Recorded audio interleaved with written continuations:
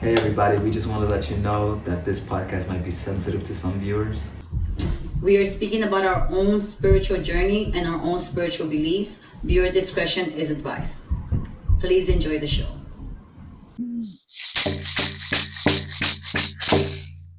Welcome back. Hey everybody, welcome back to Spirit Speaks. This is Anthony. And I'm your host, Daisy.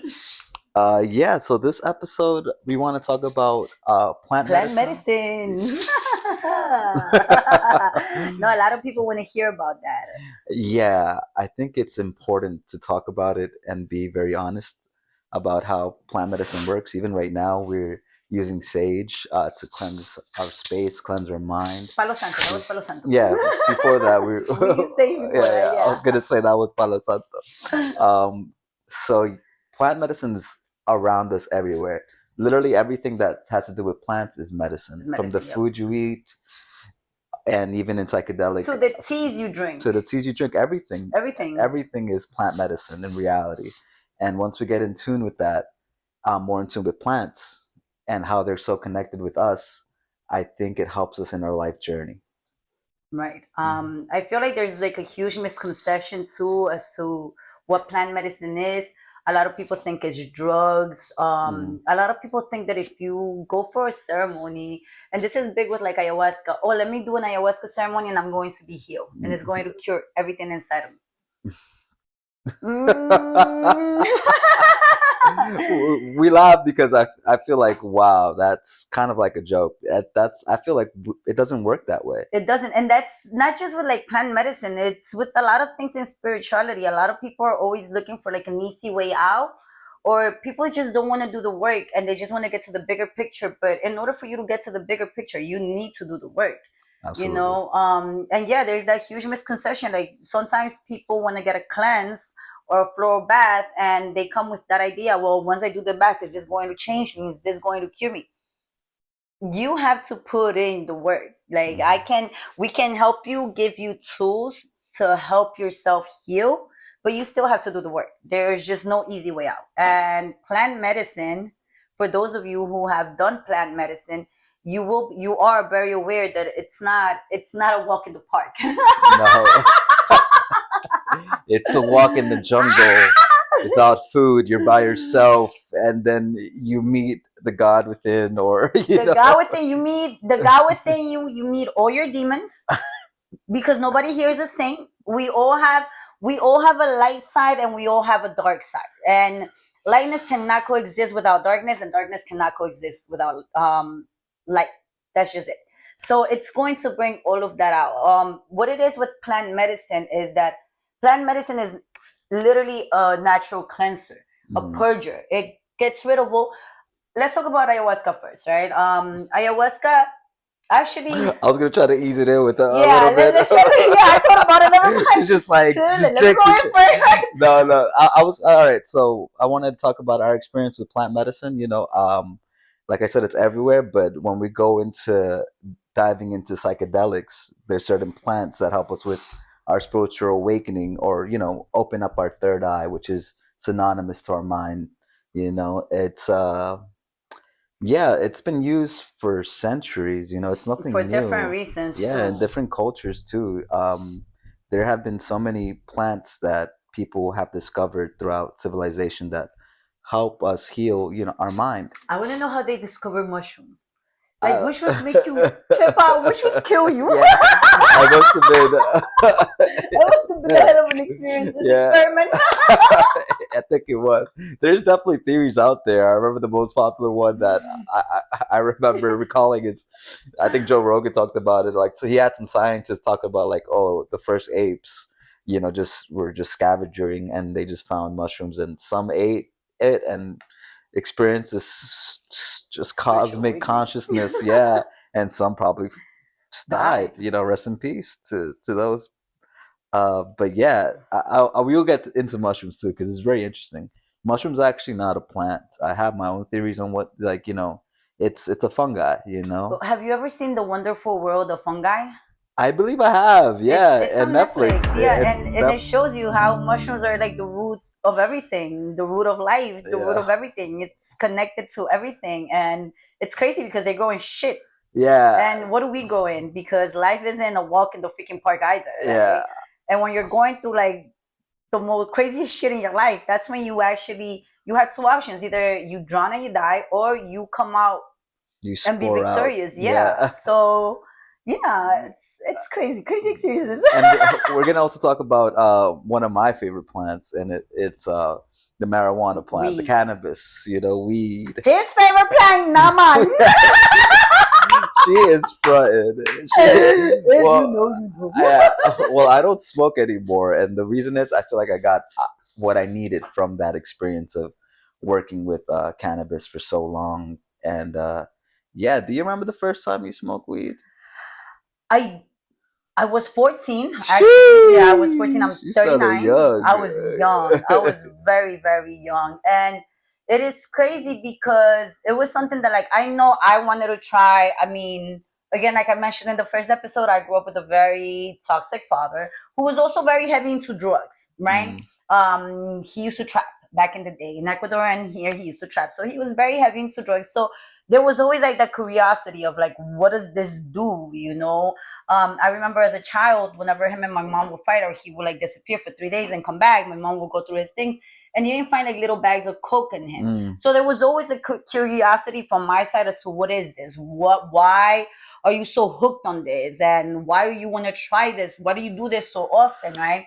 I actually have one of his brothers, one of my uncles, who passed away because he got so hooked in coke and what else am I looking for? Was crack. Like he was really into drugs, so ended up getting AIDS and ended up passing away. Right. So it's something that runs deep in my family. Drugs and alcohol really ran deep, which is why I'm very conscious as to like what I do, because I am very aware that we have an addictive personality. Yeah, yeah, and that's also one thing that I want to talk about today is how like you have to be cautious about doing these things because it is life changing, life altering, and if you don't know how to navigate to these things, you could end up lost or even You're in worse, a get bad addicted to. situation, yeah. Yeah, so it's important to have Self someone, control. yeah, self control or a friend or or a shaman that will help you guide you to those plant medicine journeys. But yeah. So I started smoking as when I was 14, and I did it to escape. I was going through a lot as a teenager. I was a rebellious teenager as well. So I did it mainly to escape. Drinking has never been my thing. Mhm. Drinking is a low energy drug, and I just don't. I like being in control of things. Yeah. And I feel like with weed, I wasn't losing control of myself. I was still very present, right? And I smoked for a while. In my 20s, I stopped for maybe about 4 years. Hmm. I was dating someone, and eventually, right before him and we lived together. This is the same ex that I spoke in my first episode, who I had by his balls and stuff. Our relationship just was going down the drain, so I started smoking again, probably 6 months or a year before him and I broke up, and this was like around 2014, right? And then since 2014, it became like a daily thing. Yeah. He knows. Like I'm rolling, smoking a joint. 10 minutes later, I'm rolling another joint. Finish that joint. 10 minutes later, another joint. So like I was really a pothead, Stoner, stoner. stoner, So was stoner. I, honestly, and that's how me and her kind of started. Connected. Yeah, started getting more closer to each other. Really. I made edibles too. I used to make Yeah. edibles. So yeah. So eventually, I think things started changing for me about 2 years ago. I was still smoking the same amount. Again, I would smoke from the moment I wake up to the moment I fall asleep. But 2 years ago, I lost someone that was very close to me, and she is my aunt, and she was my mother figure. I wasn't raised with my mom or my dad, and she was like my to go person. That even though if we didn't speak, it didn't matter because I knew that she was always there. She would always be there. And once I lost her, there was this sense of like emptiness in me, and I'm very good at like dealing with my feelings right away. Like I don't like to wait. If you and I are arguing and there's something that hurt me, I'm gonna my own way do my energy work to make sure I'm dealing with it. So I kind of try to do the same thing with my aunt's passing, and I just pull the band-aid out and try to accept things. Eventually it became hard because I was acknowledging all of my feelings except for the sadness. Mm-hmm. Except for the sadness. One thing I did not want anyone to see is me being sad. I'm not a sad person, right? Um, but then that was the one feeling that I was trying to ignore the most. And again, this is where weed, ayahuasca, mushrooms, they're purgers. They bring out everything that we're holding inside so that we can learn to deal with it. So for the last 2 years, smoking just made me very sad. And I would cry and I would just like get depressed and be home and like just deal with my feelings and cry. So it was a couple of months ago that I stopped smoking. I took about 20 days off from smoking, and I've taken time off in between like years. Mm. You know, when I go away, I'm not smoking. Mhm. If I'm going away for like 2 3 weeks, I'm not smoking those two Mhm. three weeks. So I eventually like stopped for like 20 days, and I started smoking here and there again. And right now, I think I'm like on my second week since that I haven't smoked. Um, no, I'm not gonna lie. I actually smoked like this weekend with my brother, so I'm not even Can gonna I lie. ask you a question? Yes. Speaking about plant medicine, cannabis also being, one of those things that we use to help us heal whatever thing we're doing. Do you remember why'd you smoke so much? Like, because I remember my first experience, it was like I feel like it opened up my third eye just like completely. And I could see things so clearly, and I would just love getting high because I just feel like I'm just in a different, like dimension in a way, so like you said, it was like a form of escapism. To once me, you it was once you escape. once you do it a lot, it's a form of escapism. So you know what's the crazy thing with that? With me, it was a lot to escape, and then I used to like because I would get very paranoid too. Yeah. So and then back in the day, like oh Jesus Christ, smoking in front of my family, like Oh I'm a yeah. female, like what are you doing? You're a tecata, like this and that, like. So I would get very paranoid because I wouldn't want anyone to know that I was smoking. Yeah. And then, but it wasn't like it was me dealing with my feelings, but it wasn't necessarily an eye opener. When it became an eye opener was around I think this was, let me see, I broke up with this dude, I think around 2016. That's when it became like I went through this awakening with weed. And it was through one of these situations where I had just moved to Brooklyn and the owner of that house was also my boss. And I had just started working with him too, right? So I moved into that apartment maybe 3 4 months after working with him. And the dude that was in charge or the super lived in the basement. So I would try to smoke hiding from him because the last thing, like to me, the most important thing is like I need to keep my job and I need to keep my apartment, But right? remember, it was such a huge like illegal thing It that was illegal. like Yeah, so we had it had such a bad stigma. Like people would go to jail, people's lives would be ruined just because because you're you're smoking smoking weed weed. Isn't that crazy? And now it's just like gone so progressive that we could smoke weed at like even coming here in the anywhere train. Like there was this fucking fiend who was just like smoking in the on the cart, train. and like Yeah, I'm just like, come on, like guys. go outside. Like, Like come on, be it's mindful. I don't get me wrong. I loved smoking weed, but I would never Yeah, no, do those not things. I on feel the like train. Like, especially now, like the weed is so different. it's so different. Like it's It's so just so different. Bro, processed back in in a the day way, with the Nick, $5. dude. Yo, that Nick used to like last you for God knows how many days. Uh, Now you go through a freaking O in like a day. yeah, Like, come rest in peace to Sour D. I on. Thank remember you. growing up in New York, everybody would be like, "I got that I sour, got that I sour. got that sour," and there's no That more sour hydro. anywhere. That hydro. I got Kush. Ah, Growing up in New York, we used to go in that's the dungeons in high school, like hide. we have the connect, we have a cut, and I think that we're so exposed to weed like that. I remember I started smoking when I was 17, a little bit later, but yeah, my cousin he put me on, and I remember That's I the got real thing. high, and I was just like, I got the nonstop giggles. I was having a good time, and I just like I love this feeling. The reason why is because I was in my normal life, my sober life, I was just a sad, angry guy. I was just mad at the world. I was just sad at the Me too. world. Mad and sad at the world, yeah. So weed definitely helped me heal those things. Like it would make me more mellow, more calm, more giggly.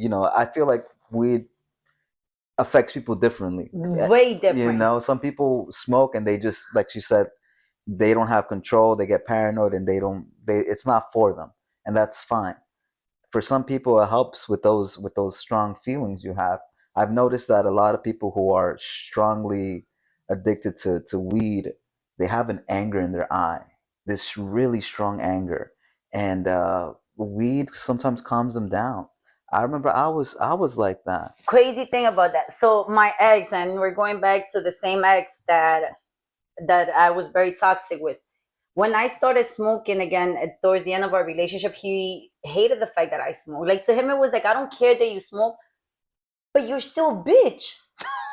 I was still, bro, like I was smoking, still be mad at him. I was smoking, Yeah. still want to fight with him. I was smoking, still want to throw hands. And it's because, again, there's a misconception. Plant medicine is going to bring out everything that you have inside of you. And it all depends on your state of mind. If you're in a good, calm state of mind, then you're going to have a chill time. But if Yeah. you're not, you're going to get paranoid or you're going to be psycho. Yeah. So like for example in this situation when I actually stopped being paranoid, I had already broken up with him like 2 years afterwards. And once the super realized I was smoking, he ended up telling the owner of the house, right, who again was also my boss at that moment. And one day we're in the car because we were cashing checks, or it was a construction company that I used to work for. And he turns around, we made a stop, he picked up whatever he had to pick up, house back in the car, turns around to me and goes like, I know you'd like this, and just opens up a jar of like an eight. And I'm here like, holy shit, like I'm about to get fired, I'm about to get Oh kicked out. shit. I'm like, what are you doing with this? He's like, what do you think, Daisy? I'm like, wait, you smoke? And then he told me, he's like, here and there, this will last me for like about 6 months. It was an eight. Oh shit. So Yeah. yeah, so you like you don't smoke. Yeah. So then at that moment, I just stood shut, and then his reaction to me was, as long as you show up to work and as long as you're paying your rent, I don't give two shits what you do. A functioning stoner. Bro, I kid you not that the moment that he said that to me, my anxiety left, completely left my body. Because at one point, like I was so paranoid of like smoking for that same reason. Like I didn't want to lose my job. And I didn't want to lose my apartment. Now I've been living by myself since I was 16. So like you have to be mindful of these things, right? Because I'm not trying to be homeless because of weed. And once he said that, my paranoia left. I didn't care what my family thought. I didn't care what anybody else thought. I started posting videos on Instagram, and in my Instagrams, I would have my joint in my hand. Like, this is how I let my family know I smoke. Let me just pop out with a joint, right? They're making all these assumptions. Let me make it clear to them, right? I smoke. And then again, I became like the tecata, right? But anyways, so I've cut down a lot. I'm not gonna lie, since I think I started was around February with my brother. And then from February to now, like I could count, I stopped for 20 days straight, and I could count the times that I smoked like in between in like the last 2 months. So Yeah, I mean, like even with weed, you could spiral into this if you don't know how, if you don't know how to control plant medicine, it could, just it could not benefit you as much as you want it to benefit you. And again, it's because of our addictive nature. We abuse certain things. Sometimes that's why I stopped, because I felt like I didn't need it anymore. I felt so much more calm with myself. Like weed brought me so much comfort and joy at a certain point in my life, and I kind of grew into those feelings, and I just didn't need to smoke anymore. And I love that plant. Every time I walk around the street and I smell it, I'm like, smells great, pero like I no lo necesito. I just don't need it no more. yeah, you don't need And it. it was me breaking up with a bad habit that I developed while abusing weed. So you could abuse plant medicine too if you don't know how to control it or what it wants to teach you. Because at the end of the goal, it's there for a purpose to teach you something. Yeah. So I feel like during COVID, and not even during COVID, just like before, like these last 2 years, I was one of those persons. Like I would smoke my joint and I would throw myself in my workout, and then I'm not stopping in between sets to drink a sip of water. Bitch, I'm stopping to take a hit of my joint. I'm throwing myself right back into them pushes, throwing myself right back into that workout, throwing myself, because that's how it was. But then eventually, like I said, these last 2 years, it changed. I can't. I'm not stopping to drink water. Bitch, give me my joint. It's so funny because a lot of people won't admit that. Like I used to Yeah, a lot of people want to admit that. I would wake up and be like, hit the fucking bong, go to my classes. I'm like, wait, before I go to my class, I gotta hit this motherfucking. Yeah, I have to roll up a J. Oh, before I go out to eat, I gotta roll up a J. And me and her would smoke so much. Yeah, roll up another J. It was Before I just drink like, my coffee. There's that song, and then I got high. It's just like that was the anthem. Yo, and the crazy thing with this is, I feel like Latina mothers Oh my can be gosh. let's touch on that subject, can be so judgmental, right? Growing up again, I was a rebellious teenager, But my mother hated my cousin, right? We're the same age. So her, my cousin was the bad influence, right? And when it comes to my brother, she hated his best friend because to her, his best friend was the bad influence. Now, I've had this conversation with my mother, not once, not twice, not three times. God knows I lost count already because she still swears to this day the I got my first joint from my cousin and then my brother got his first joint from his best friend. Mm-hmm. When in reality, my brother and my cousin got their first joint from me. I'm sorry, she used the plug. They got their first, and as a matter of my brother's just 1 year younger than me. Calm down, he's not a baby. And yeah, Washington's a year younger than me. Joanna's my age. We're 4 months apart. And I remember like my brother's first experience, they had the fair in Flushing. So we ended up going to the fair. It was not a good experience. So I had bad trips with weed. I am that cousin. I am that sister. Your first time, you're going to try with me. I have a few cousins that have done it their first time with me and they didn't like it, or they probably did it a few times afterwards and that was about it. But at the end of the day, like, I'd rather you come and experience things with me, experiment things with me, because you're in a safe environment. 2, I know how to guide you. And 3, you're with someone who you trust. Isn't that crazy? You're like guiding them even with already. marijuana, because it is a powerful plant. It is a powerful plant. Like it heals. It could heal so much things too. Like even the CBD aspect of it, joint pains, glaucoma. There's so much scientific research on the benefits. Yeah, like I remember there's a and everything's better with weed. Everything is a little, yeah. Not the weed today. I can't no more with this weed today. I don't know. Yeah, no, today it's on steroids. Today's fucking, that shit is late. Like it doesn't smell good. Like I be walking, I'm like, yo, what smells like shit? Yeah. And it's just fucking dirty weed. It's not the same anymore. That's like, why all these prices are outrageous too. Sometimes. Yeah, I had this conspiracy theory. Like once the government makes something legal, yeah, they're putting shit in it. Yeah, they're putting shit on it. So be mindful of that, guys. I actually had a cousin that wanted to try it, like, and the reason she wanted to try it was because her friends kept also pushing her, and like she just wanted to try it. And I kept telling her, wait until you're 16, wait until you're 16. And then when you're 16, because I did it at 14, and I also, just because I started something at 14, I'm not out here telling people go do the same thing, right? To me, ideally, wait until you're at least 18 or 20 so your brain is fully developed. That's simple. Because as teenagers, we don't know. We think we know, like, the bitch was wrong, okay? Absolutely. We're just living. And I remember she kept asking me, she had asked, I think, about 3 times. And then the last time that she asked me, she was like, Diddy, can we? I was like, baby, just wait. You got a couple of months till you're 16. Yo, my same ex, walked right by and he was like, you know, she keeps asking you. If you don't do it with her, like, she's going to do it with her friends. Mm. And then she just smiled at me like, yup, he knows. I was like, this little bitch. And that was the first time but she never again did it. She wasn't something that was for her. I think she did it maybe like 2 or 3 times more after that, but it was never for her. You know, now she's a professional. She's a nurse. She's doing like really good for herself. That's you know, awesome. like she went away to Buffalo for school. You know, like she's doing really good. So it really, you can't let it control you, and you have to be mindful and call yourself out when it's controlling you. For example, like, it took me 2 years to admit that this was taking over my life, because the last 2 years, like I said before, it was just never an issue. Like, I was very much a functioning pothead. You know, like, I could go for my runs, I could do everything. It just, once that loss came, it was something that maybe I just didn't want to deal with. That just kept coming up. That sadness, that like, okay, what the heck are we doing, Daisy? So that has been my experience with weed. Yeah, that's weed. Like, it could be good or bad. So these are just like the things people have to take into account too when you're dealing with plant medicine. Yeah, I'm still thinking about weed right now. I actually transitioned. I used to be a huge smoker, but now I transitioned to cigars, which is a tobacco.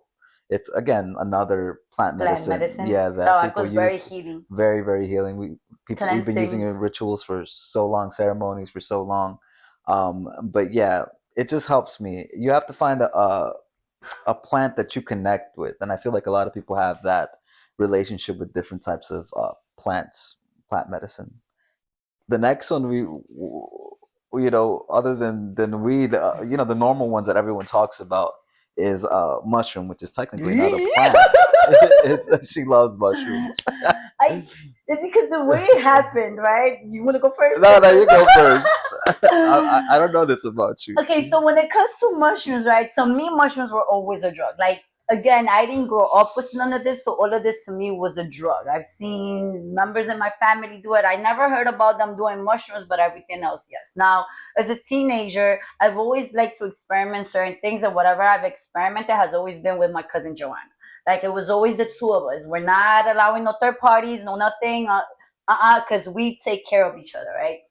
And when it came to mushrooms, by that point she had already been married and had kids. There was this friend that I had at the moment, Gemini.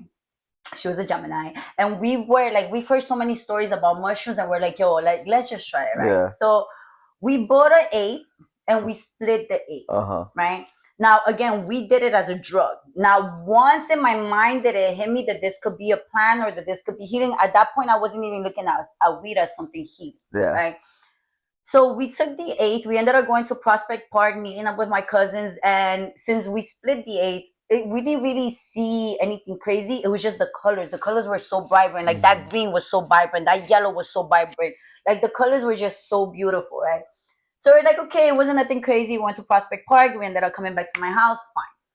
The next week, we had bought more. And she ends up coming to my house on a Saturday, and I had already started like my healing process, right, where I was meditating and doing yoga. That's where I was at that point. So she comes into my house. She comes to visit me on a Saturday morning, and as soon as she gets there, I asked her, I'm like, yo, Jenny, did you eat? And she's like, no, I haven't had breakfast yet. You hungry? I'm like, no, I haven't had breakfast either. And I had just finished meditating, doing an hour of meditation. So I was like, bitch, why don't we try the mushrooms on an empty stomach? Shamana and me just got coming out. Okay. So she was like, okay, you sure? I'm like, sure. Well, what happens if we trip out? Because how are we going to order food? I'm like, no, we got this, girl. We got this. So we take our mushrooms. One thing that someone had told us was, yo, when you're on mushrooms, don't look at yourself in the mirror. Because if you look at yourself in the mirror, your face is going to start melting and you're going to have a bad trip, right? Now, if you know me, if you've ever been to my house, there's a mirror in every freaking corner of my apartment, okay? I have mirrors everywhere. You cannot escape the mirrors. So now we take the mushrooms. It was a beautiful experience. I had my TV on. We was playing Bad Bunny. Estamos bien. Bad Bunny was dancing with us in the middle of the living room. My living room was super long because it was a 3-bedroom apartment that I made into a 2-bedroom apartment, and I wanted my living room to be huge. So it was so weird because it kind of looked like I could see the angle. It kind of looked like I was in a music video. I don't know how to explain it, but I just felt like I was in a music video. Like there was cameras there. We're here dancing with Bad Bunny, having the time of our life. And then my apartment at that point, because of all the mirrors and the way it was shaped, became a fun house. So now I'm here running around with my sage, Now once did it hit me that this could be a spiritual thing. Running around with my sage, doing my own little thing, dancing, whatever. It was a fun house. I was having the time of my life. I felt like Alice in Wonderland. Yeah. So then at one point, I stepped in front of one of my mirrors. And that was my reaction. I just stood shocked, right? And when I turned around, I had a sofa similar to this one. It was just a little bit longer. When I turn around, my friend is laying on the sofa, and she's laying with her head out, and she has her phone right here, and it's just looking at her phone. So I was in shock as to what I had just seen in the mirror. And I looked at her, I'm like, oh, what are you doing? And she looks at me, she was like, I have never seen myself so beautiful. And I was like, bitch, me too. Me too. Bro, never. And I mean this in the most humble way. Because I could see every little flaw and every beautiful thing that I had in my face, right? But even those flaws were so beautiful. It was just never in my life have I seen myself so clean, so I don't even know how to describe it, but it was such a beautiful soul that I was looking at, right? So I'm like, okay, so we both felt the same thing. And at that moment, obviously, it didn't hit me. Eventually, later on, I realized, oh, what they told me about the melted face depends on your state of mind. So now we're here having a good time, whatever. Out of nowhere, my apartment totally turned into the forest. I was in the middle of the jungle, right? And I kept seeing things. I started having a lot of premonitions. at that moment I wasn't aware that there were premonitions. Eventually later when things started happening, I was like, yo, I saw this on mushrooms, I saw that on mushrooms, I got this download, which I didn't even know what downloads were, okay? And then as we were coming out, and I remember like I was in the jungle, I just grabbed my friend and I looked at her and I was like, bitch, I got ceremonies. And then she looked at me and she was like, what are you talking about? I kid you not, I have no idea where that came from. Because never in my mind did a ceremony come to my mind or like guiding ceremonies. What am I talking about? So as soon as she said that, I was like, girl, I don't know what I just said. I just know that I had to look this up because our ancestors had to use this for some crazy shit. And that's how eventually, we kept listening to music. We came out of it. Then it was like maybe half an hour to an hour. I was trying to figure out how to order or how to go to the store and get ourselves some food because we were tripping. But it was such a beautiful, fun experience, spiritual experience. And then the next day, when it was out of my system, boom, boom, boom, boom, water mushrooms. Yeah. Boom, boom, boom, boom, Maria Sabina comes up. Yes. And this is when I read about Maria Sabina. For those of you who don't know who Maria Sabina is, she was a shamana from Oaxaca, Mexico, right? And she basically introduced mushrooms to the world. And it is such a sad story because she was a viejita that used to live like in her chocita, right? Like her house was made out of, what do we call it? La paja? You know what's paja? No. You know what I'm talking about, right? I mean, something completely different. Oh God, never mind. But like, probably like a clay house, right? Or no, not clay. I'm thinking about like the three little pigs and the big wolf. Oh, straw. With the stick, the straw. There you go. So like she was very, very poor, and she was very humble. So for ceremonies, she would guide ceremonies, and she would like take donations and whatever. So there was, and I forget his name. There was a American rock star that heard about these ceremonies and the shamana that helps you heal, and he went to visit her in Mexico. Now the motherfucker, because of course, I'm not even gonna say sorry, white people. There's no other way to say it. There's no other way to say it. Well, we don't mean that. Yeah, we don't mean that offensively. No, of we course. don't. It is what it is. So you could have used colonizer. It would have been even colonizers. Yeah, colonizer sounds worse than white people. Yeah, I know. You could have used a very derogatory term. I can't say that because I got white blood in you. Continue with your story. So yeah, there was this rock star who basically went to Mexico to do a ceremony with Maria Sabina, ends up bringing mushrooms from Mexico into the States, and in the middle of his concert starts handing them out. This is how mushrooms became a drug in America. Yeah. This is how they became a drug, because you have to be mindful. The music affects you, the people you're with affect you. We're gonna get deeper into it, but everyone is different. Just because I see certain things or I feel certain things doesn't mean that Anthony's gonna feel or see the same things that I feel. Yeah, my trip was completely opposite from her, so I'm glad you had a good experience. I had a very good experience, but I've had experiences on other things where I've had something that we spoke about earlier, where you could telepathically communicate with people. Yeah, because you start like, I'll tell you, whether it's mushrooms, ayahuasca, LSD, the moment I take, even if it's just a little bit, I'm seeing right through you. Mm-hmm. I see your demons, I see your angels, I see who you really are. It's like I can read your mind, and now you can't hide from it. Yeah. And that happens a lot with spiritual people who are powerful. Yeah, I didn't know that either. Like when I first took mushrooms, it's funny, my friend gave it to me and it was an eighth day too, I think too. And we split it half. And yeah, my journey was completely different from yours. It was like, well, I have a moon in Scorpio, and astrology is one of the most darkest signs to have. So subconsciously, I'm always thinking very dark things. So this just heightened that. And it's it heightens what you already are. Yeah, but the thing is, I'm always thinking about certain things, like mystical things, like subconsciously. Like one of the famous quotes of a Scorpio is death, rebirth, and transformation. Darkness. And I'm always constantly thinking about these things, but I found the beauty of it. That's the amazing thing. Like when you come out of this journey, you find the beauty of it all. It's like you're reborn. And the thing about mushrooms, it, like she said, it grows on death. So mushrooms, it's its own thing. So I feel like it translates to ego death. Mm-hmm. My journey was like a very, very ego death. Like I died and was reborn again.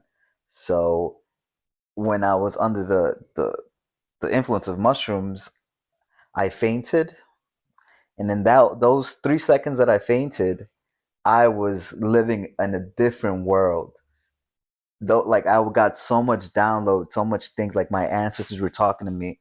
Like in those 3 seconds that I felt, I was with my friend.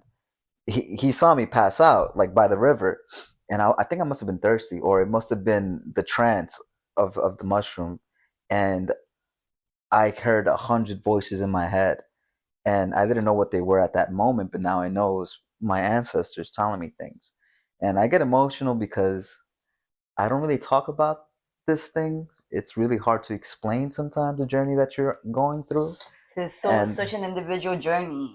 it really is, and it heals me every time I talk about it. I get emotional because I'm an emotional person. Cancer, But I was Scorpio. going through so much, yeah, I was going through so much family problems at that time with my brother and just with my father, and my ancestors were basically talking to me about how to heal that process of that thing that I was holding on to. And I remember when I woke up from being passed out, I was just like, my friend told me, "Are you okay?" I'm like, "I just want to go home." And with that, my subconscious took me to another journey, and I didn't know what home meant. You went home. I wanted to physically go home, but when I said the word home, I just went on another trip.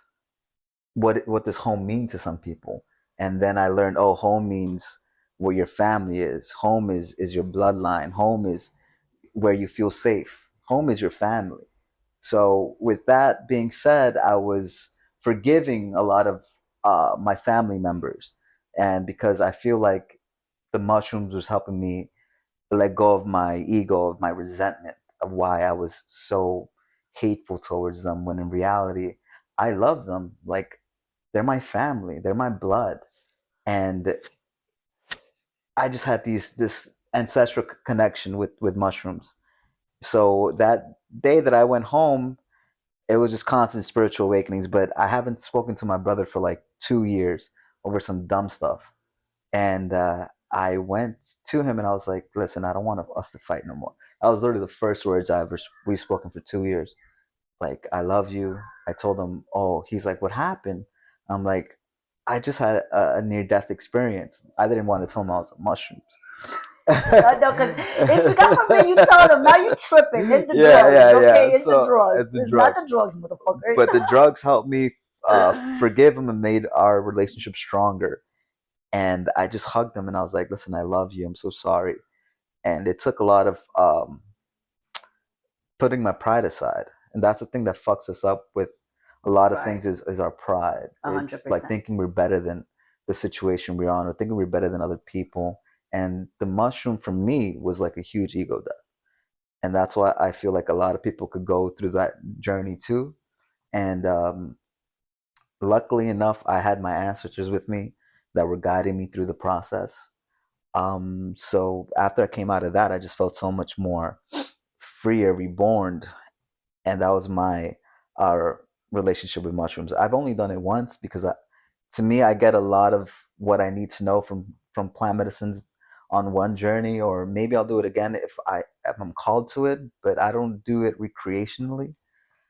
But yeah, mushrooms are very interesting. I guide ceremonies, so I've done it more than once. When I'm guiding a ceremony, I like to take you guys into a deep ceremony. So, first of all, I don't believe in microdosing. Yeah, That's mm-mm. some people do it because it's just. I remember I think I microdosed once because it was my friend was just like, "You have a little bit," and I was hesitant. I was like, "I don't really want to," but I did feel that euphoria, and I was just like, "Okay, cool," you know. To me, I feel like if you're microdosing, is because you're afraid of going deep. Yeah, you have to And go. how does that show up in your life and everything else that you do? Are you, because we have to analyze that those things that we do, they align with our life, they come out in our life. So if you're just doing little by little by little because you're afraid of going deep, how is that showing up in your life? Are you are you taking that same approach with your relationships and with your projects, just little by little because you're afraid to give yourself in, or because you're afraid of failure? Like, what is going on? That's the way that I see it, That's right? deep. Yeah. So to me, your ceremonies, your 3.5 grams to 7 grams, that's what you're probably taking, right? Dependent, right? Because Dependent. everybody's different. Mm-hmm. But you're taking at least your 3.5 grams. I don't take the same amount that you take when I'm guiding a ceremony, because like you said, we don't need it. The plan is gonna do for you what you need to do what it needs to do at that moment. Sorry, for example, I could take 10 grams and not feel a damn thing, right? That's also a lesson.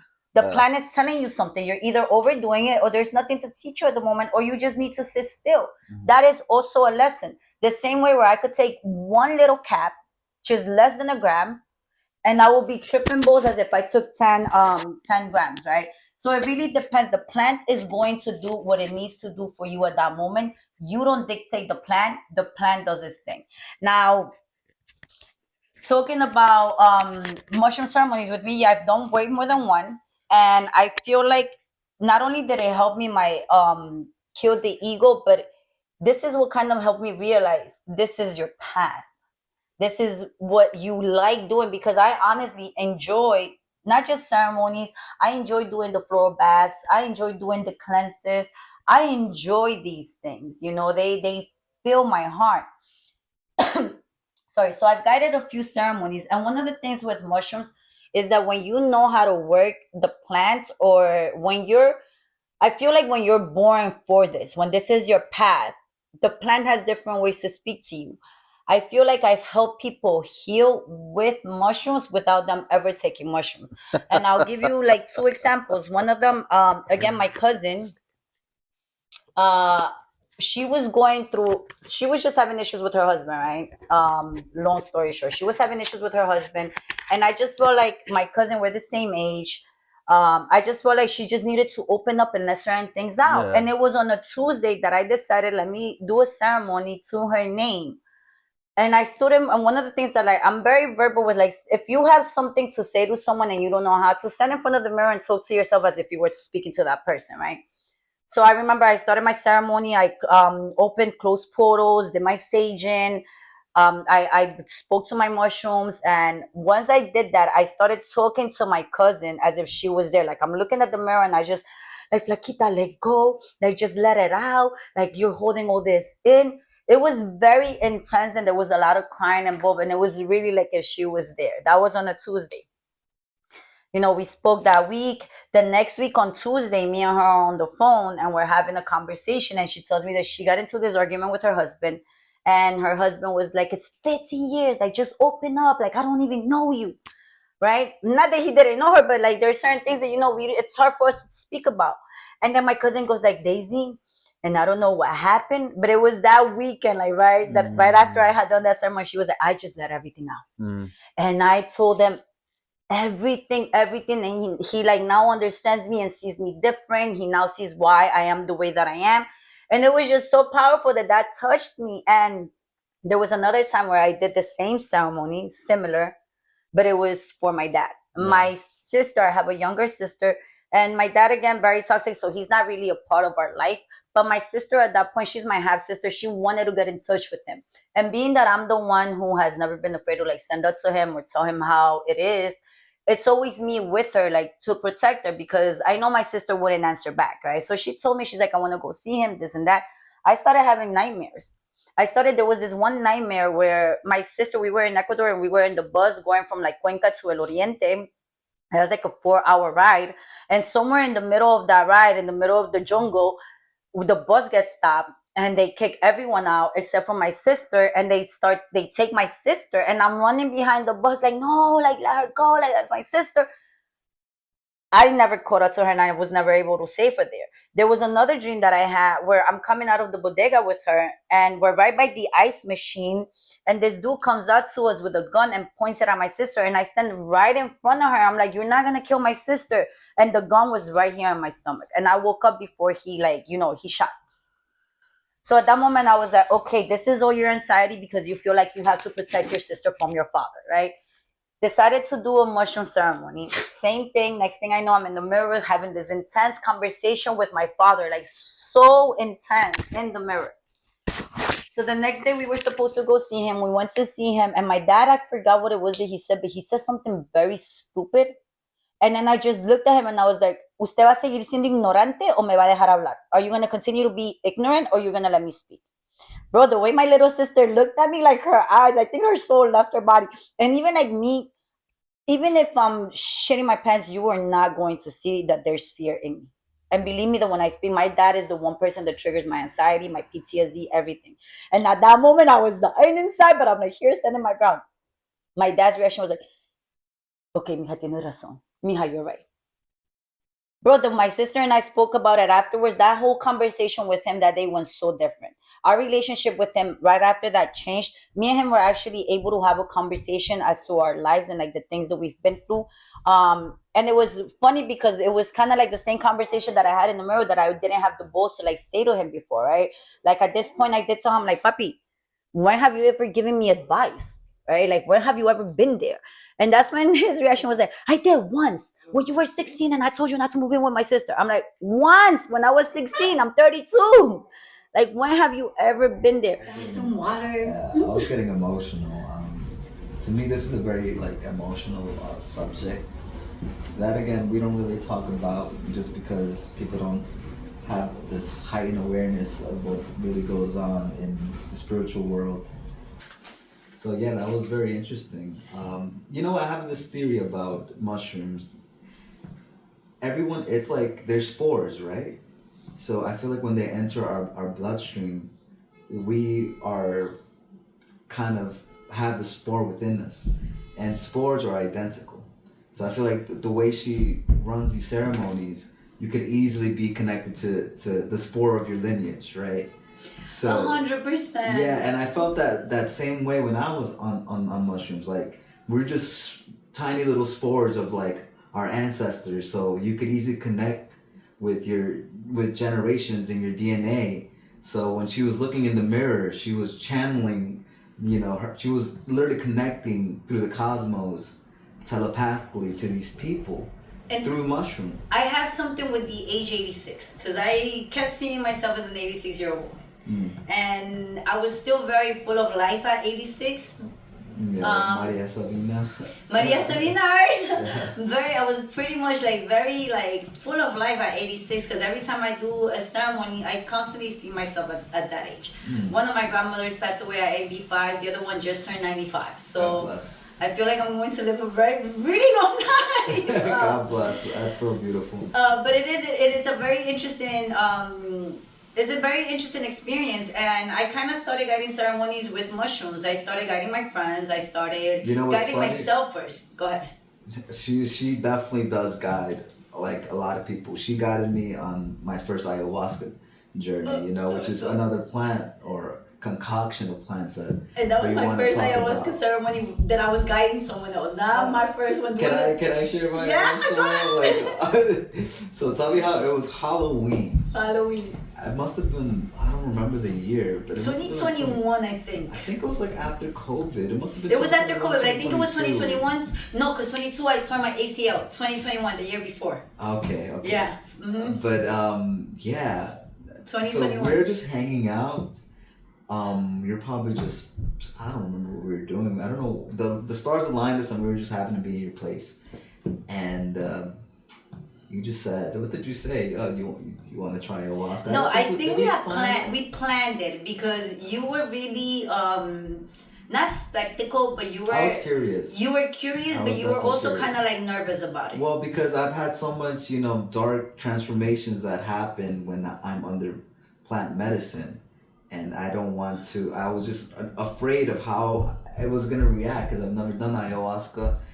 but I remember just my soul wanting that cleanse that it needed during that time. My father was getting very sick, and I was getting nervous about his health, and that brought so much anxiety to me because I was taking care of him, and seeing your father just slowly deteriorate does something to you, and I 100%. was the only one there, so I wanted to just have some type of spiritual healing occur to me because I was in a very dark space.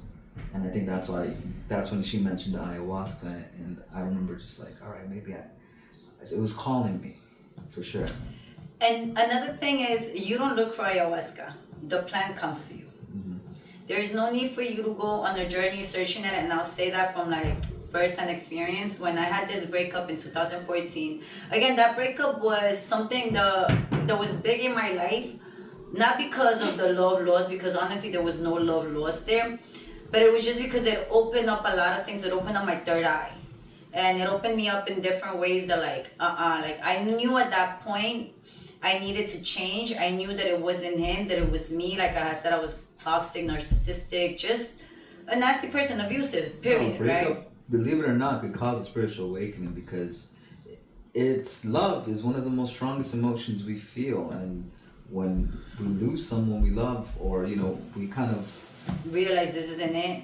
it's different. I don't know how to explain it, but there's definitely been transformations that occur After in people's life breakups. after breakups, and it's not because you're so dependent over him. It was more of of a realization we all feel, like love lost, and also getting to know how to love yourself again. It's a journey of self-love. So like with this breakup, I just started spiraling on some like, I want to change, I need something different, and I have heard about ayahuasca. So I'm on Google Yeah. searching different retreats. I was gonna pay $3,000 to go to a retreat in Peru, right? And as I'm reading articles, because like I just started reading different people's experiences, what the plant is, and just like with everything, there's light and there's darkness, right? You need to be careful. You need to make sure you trust your shaman. If you're going to do any kind of ceremony, number one rule is you need to be comfortable with being completely naked in front of your shaman. And I don't just mean like physically, I mean spiritually. Because your shaman is there to help you, to guide you. And again, like they're different. For example, we've mentioned it in the last episode, I don't like being touched. So like if Anthony's someone who doesn't like being touched or has sexual trauma, if we're in the middle of the ceremony, I know I have to be mindful as a shaman as to how I'm touching him, because it could trigger something in him and make him have a really bad experience, right? So that's one of the things. And then I came across an article that said, you don't look for the plant comes to you. Absolutely. At that moment, I was like, forget it. If it ever happens, it happens. If it doesn't, it doesn't. This was 2014. Fast forward to 2018. I decided I wanted to do a sound healing ceremony, right? And I met this beautiful girl, Debbie, and we had a session, 2 sessions in my house, 1 session in her house. It also included a session with a shaman or a floral bath with her mother. Now they're African, so to me it was like, okay, the shaman, I feel like she's someone I could trust, and the shaman is like my lineage, and I'm just someone who just doesn't trust anyone, period, especially men, because of sexual trauma, right? So, and this is actually how I came across the Crystal's Gardens. I ended up meeting the shaman. We had a conversation.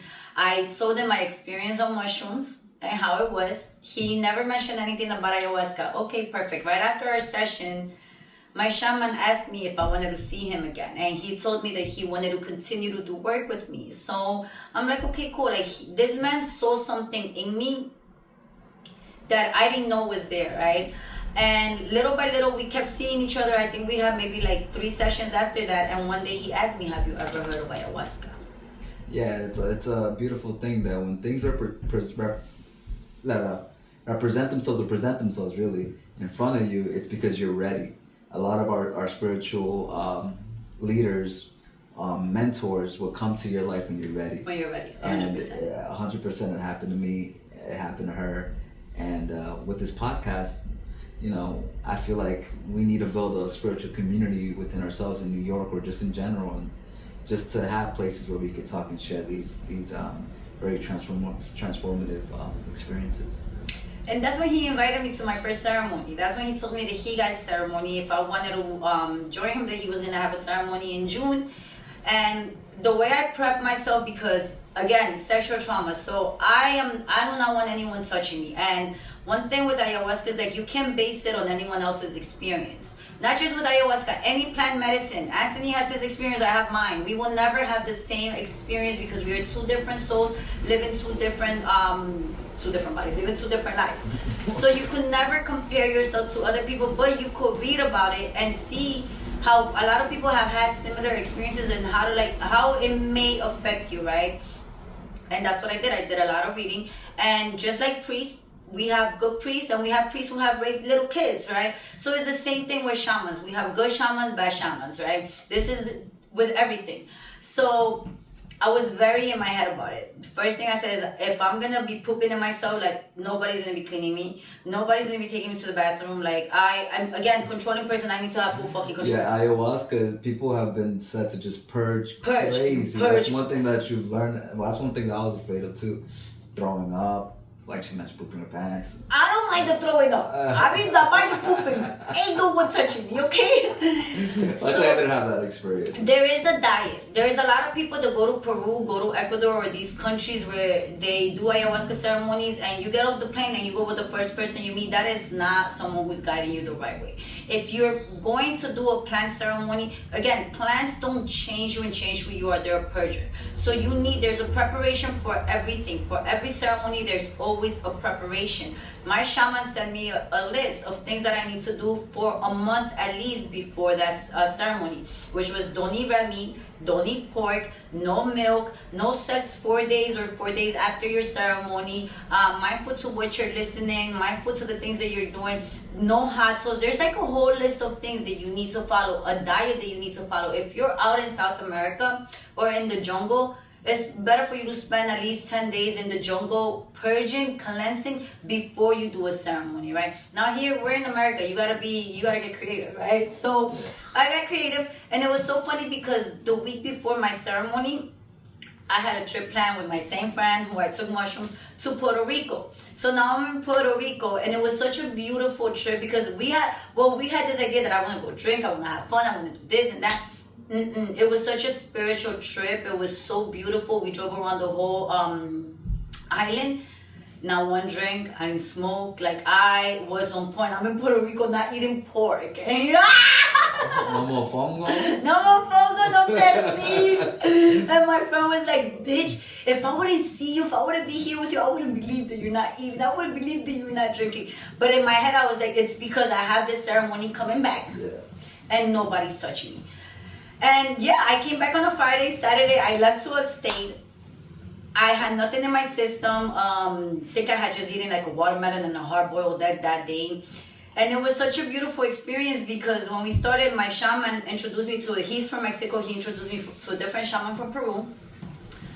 It was about 16 of us. There was someone who was at least 6'2", 6'3", if not maybe taller, and wide. Like, he wasn't fat, but he was just a thick guy. Him and I were the only two people who had never done ayahuasca before, right? And then one thing is that you should always have an intention. The intention is very important. Don't go in there without having an intention. It doesn't mean that you're going to see your intention that day, but it is important for you to have an intention. Why are you doing this, right? So my intention was always, I want to see what's stopping me. Because the moment, even when I'm meditating, I go into a deep trance, and then I get scared because I'm in so deep that I pull myself back, right? So I'm like, what is stopping me? They give it to you in 3 different shots. You take them spread out maybe an hour and a half away from each other, an hour away from each other. But do you know what she's actually wearing ayahuasca, like the branch. Do you know what's in it? Like, is it... It's a mixture of different plants. Right, yeah, because it's a mixture of different plants that you gotta boil together, and they make it into like a paste, and then you could add like some tea in it or some hot water to like make it drinkable. Yeah, from what I read, it's like, I think, a branch and a vine. And so it's like a bark and a vine, and I feel like it's just... But it's more than one vine definitely. and one branch. It's like a few different, from different trees. So it's a whole little mixture of things. It's like a little bit of the jungle, right? A little bit of the jungle, a little bit of everything in the jungle. Yeah, that's amazing. We'll continue with your story. So I took the first shot. I'm still here. I'm looking at the stars. I'm still very present. took the second shot, and with the second shot, I started seeing things, right? It was, to me, I feel like I am grateful that these plants have came to my life at the right moment where I was in the right headspace, right? Because my experience was beautiful. I've been dreaming with El Dorado since I was a little girl, right? And I dream, my idea of El Dorado is it's the whole Andes. It's not just one place, right? And in my first ceremony, that's what it was. It was kind of like, I felt like I was in the movie Aladdin. I had a magic carpet, and I was with my spirit guide, and he's guiding me over my kingdom. This is your kingdom. This is who you are. You're here for these reasons to like help people, to do all these things. And it came like all this spiritual work started popping up throughout my ceremony. My mother came up, my father came up. There was someone who I was seeing at that moment also popped up, and this person usually always pops up behind me like, I'm watching you, but we're not together, right? So there's a lot of questions that were answered to me during that ceremony. Nothing crazy. I did purge. I did not poop my pants, but there was a lot of throwing up. But now again, there was no food in my system, so there's nothing but liquid coming out, liquid. And every time I'm throwing up, I will see things that came out of me, which was really, really crazy. But at the same time, being that we were in the jungle, and we were with so many people who I also didn't know, I was very present. Like, I was in my ceremony, but I was also very present. We were in the woods, and everybody had sleeping bags, everybody had their blankets, their pillows, because you go through a hot and a cold process where you're really hot, and there's this moment where you're like, you feel like you're gonna die, and like, please make this stop, please. This is like, oh, it's No, intense. I had that experience. It's intense, right? So as much as I was in my ceremony, I always made sure that my space was neat. Like, my OCD, my ADHD was like fully activated, right? So my space was neat. My blankets were like in order. Like, everything in my space was neat. I was going to the bathroom by myself. Like, yeah, I had someone to walk behind me and like watch me, but I didn't need anyone to hold in my hand.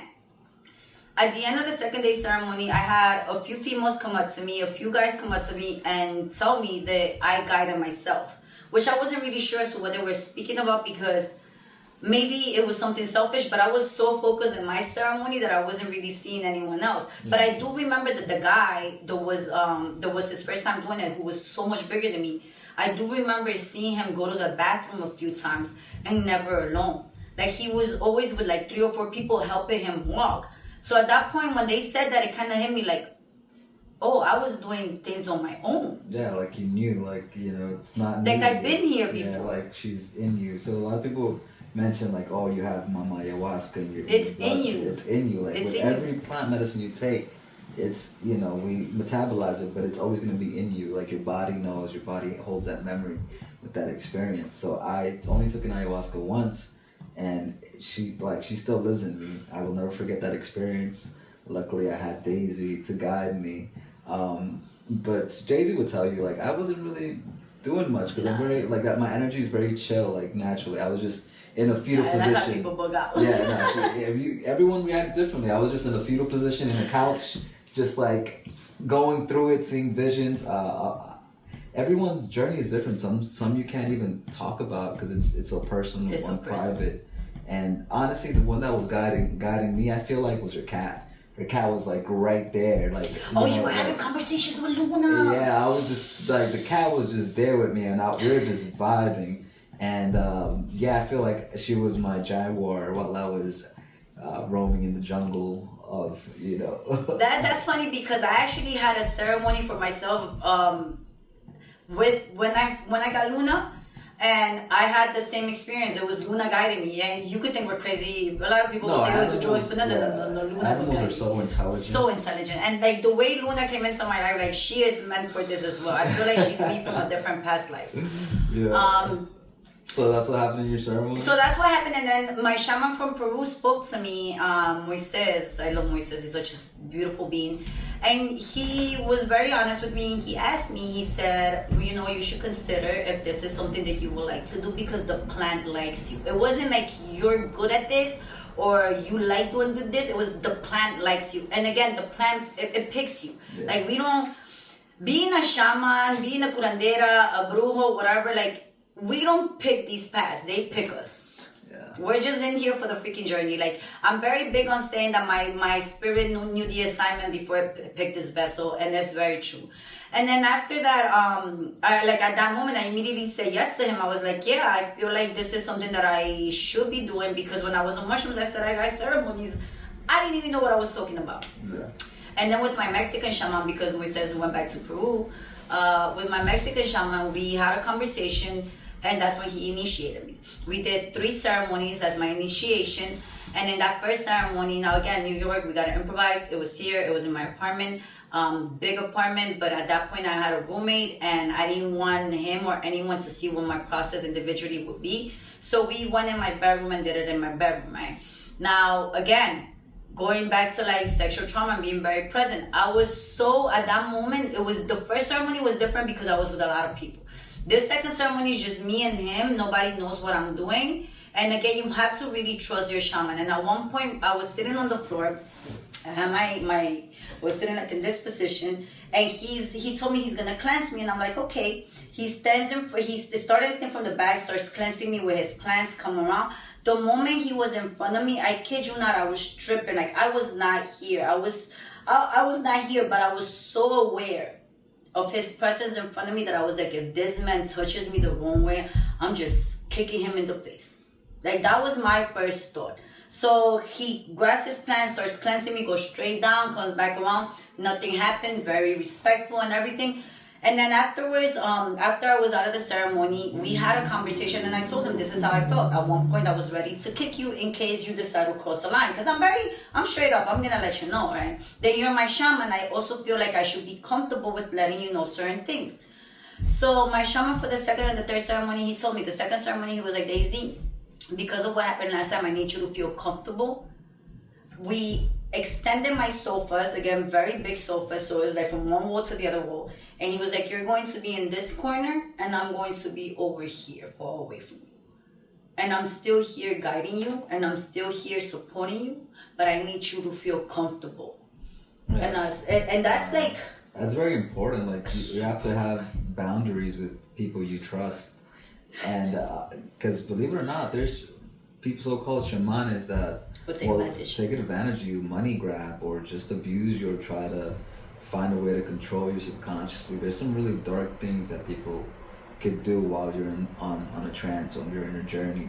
So you have to find the right people. I like I said, I'm going to mention Daisy again, because to me she was my shamaness when I was going through that journey.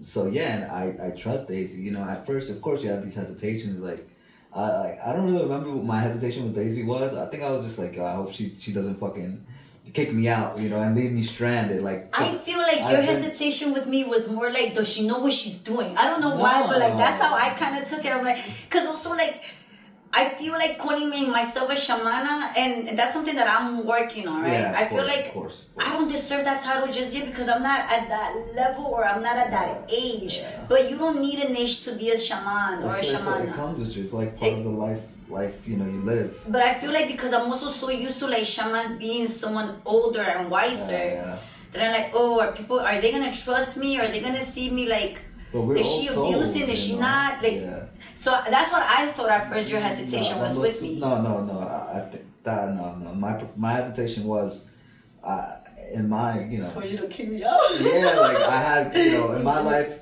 I have abandonment issues. So part of it was just like I hope she doesn't fucking kick me out because I did something wrong. I have kicked out someone in a ceremony. But that was my fear. I was like, I hope she doesn't I'll fucking high as balls outside in the street and I fucking end up lost, you know what I mean? So I was definitely hesitant about that. But yeah, no, the journey went very well with her. So I call her shamaness because at that moment she was there for me. She was going on through her own journey too. I was going through my own journey, but we were there together. We were definitely conscious about each other's energy.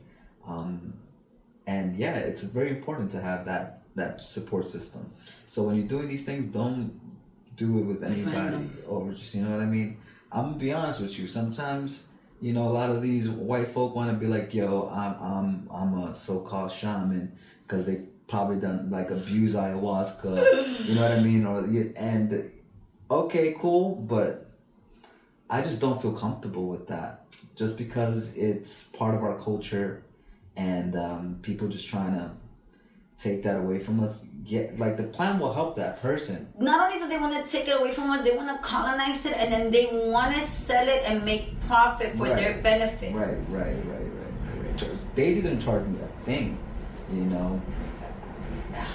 But again, you go to other people and they're gonna charge you a leg and an arm, and you like, listen, energy work also, like, just to be clear, energy work isn't free. Because a lot of people feel like, oh, because you're a shaman, you should heal me, or why can't you do this if you're such a spiritual being? Bitch, this is my time and my energy. Yeah. My time and my energy. And like he said, even though it was his ceremony, and this is just with anyone who I guide, it's your ceremony. My main focus, there's a preparation that comes into it before we do ceremonies. And this is something that people don't understand. You have your diet because you're the one that's doing it. I, as a shaman, as the one who's guiding you, I have my diet. I've been celibate for like 3 years for the same reason, because a lot of people feel like, oh, it's just sex. It's not sex, it's an energy exchange.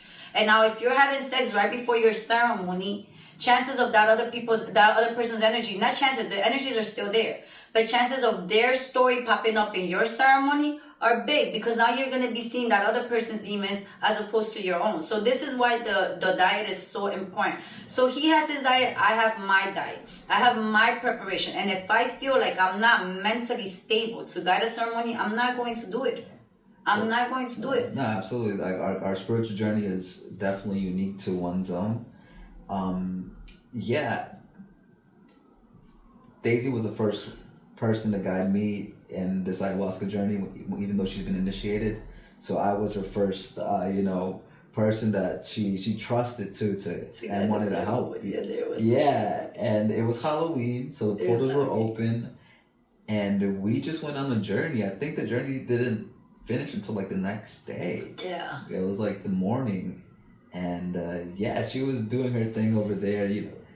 The plant, once you consume the Amazon, and once you let yourself free to be one with it, it will start giving you messages, the messages you need to hear. 100%. I feel like what you said is also very important for you to like communicate with that person, right? Because at the end of the day, I do remember our ceremony, and something that you did say was, yes, for me to be there and guide you, but you wanted to do your own thing. Yeah, I always feel just more comfortable with just me holding myself accountable for my thing. That's okay too. Like I said, my shaman made sure that I was on my own and he was on, just so that I feel comfortable, and that's okay too. If you want to guide yourself and you just want me there for emotional support, I'm there for emotional support. That's exactly what I needed too. You can't push people. You can't force yourself. Like, no, you have to listen to me, or you have to follow what I say. No. And then at the end of the day, even if this situation was, he wanted to guide himself, but even if he didn't, as much as I'm guiding him, because my thing is, okay, let me focus. My ceremony is focused on you. But just because I'm focused on you doesn't mean that things don't pop up for me as well. Things are going to pop up for me with every client, and not just in ceremonies, but even in readings. There are sometimes that I'm doing readings, and there's things that come up that this person that just came into my space is bringing out in me, right? So as a shaman, you have to also be mindful. It's okay. You don't have to ignore what you're going through, what's coming up for you at that moment, but you do have to be mindful that, is this your ceremony or is this person's ceremony? Because now if Anthony at that point, he wanted to guide himself and me just be there for emotional support. So it's okay for me to do my own thing and for him to do his own thing because we have an agreement. Yeah. But if Anthony wouldn't have wanted that, like, I can't focus on my journey because then my feelings start coming out and now he's gonna end up healing me as opposed to like me focusing on him. So like that, having that conversation is important, right? And I'm not saying that it's a wrong thing for him to like try to heal me at the moment or help me out, but it is important for you to know what is the purpose of this. Are we doing this together as a team or is this your ceremony? Yeah, since it was my first time, I wanted to experience it for me wholly, and because I'm an empath, I also didn't want, to pick up her energy and whatever she's been dealing with. So I was aware of me not giving her my shit just because she's my friend, and and me just dealing with it. So in that ceremony, Mama Ayahuasca taught me a lot of things about cleansing, about rhythm, about life, its highs, its lows. I saw beautiful, vivid colors that people describe about, but I was also very in a fetal position. Like my inner child was just I was in a dream. Yeah, Yeah, I was just accepting my fate, you know, and that's just my journey. And like I said, I'm glad Daisy gave me the space and just emotional support I needed at that time. And their journeys could go wrong. Different ways. Yeah, it could go left very quick if you don't have a proper guide, a proper friend, the buddy system. You know, I've had very bad journeys when I was on LSD, and it was for recreational uses. And LSD is just a synthetic mushroom, really. But LSD was, a lot of people don't realize is that it has DMT in it, and DMT is the same component found in ayahuasca. There you go. It's just synthetic, and I felt it very strong, and I went through a bad trip. Like I stopped talking to my friends. I moved out of my apartment with my best friends from high school because we just literally started connecting our minds. Like we were on a hive mentality because they also took LSD. And because I'm an empath, I didn't realize that I could read people's emotions and thoughts until I was actually fucking reading their thoughts and emotions. And then I realized, oh, you don't kind of want to really dig into people's minds because we think dark things. Dark things. Very dark things. Oh. So luckily we keep that to ourselves and we go through it in our own time. And they weren't really spiritually aware of themselves and how all their this energy works. affects, Their energy, they were just in a bad, toxic place. So they were just, I was just picking that up, and I just couldn't stop. That's why I don't do things like this with a lot of people around. Like you could go to concerts and pop your pills, do your mushrooms, whatever.